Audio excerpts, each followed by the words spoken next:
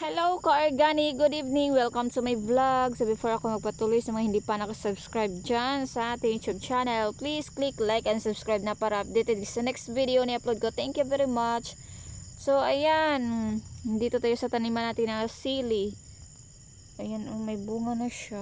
Nag-start na sila bunga. Ayan, meron dito malaki. Ito, nag-start pa lang sila flower. Ayan, nasa flowering stage pa sila. This one, nasa flowering stage 10. Ito yung flower niya. Naturally or organically grown sili. Halo-halo na ito pagtanim ko. Hindi ko na matandaan kung anong sili. Ito sila.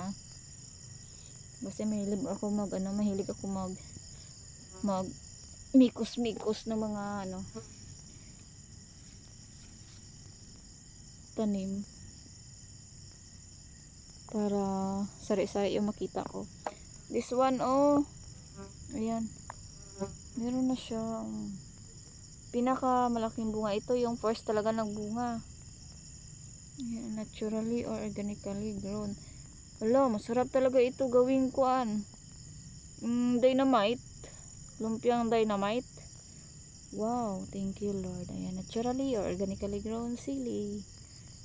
So, yun na muna for today's video. Thank you for watching and see you to my next vlog. Go organic! Hala, yun pa pala isa, oh.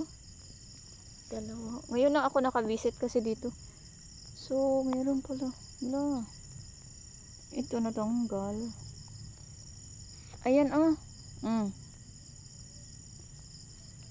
Dalawa pala sila yung malaki. Go organic!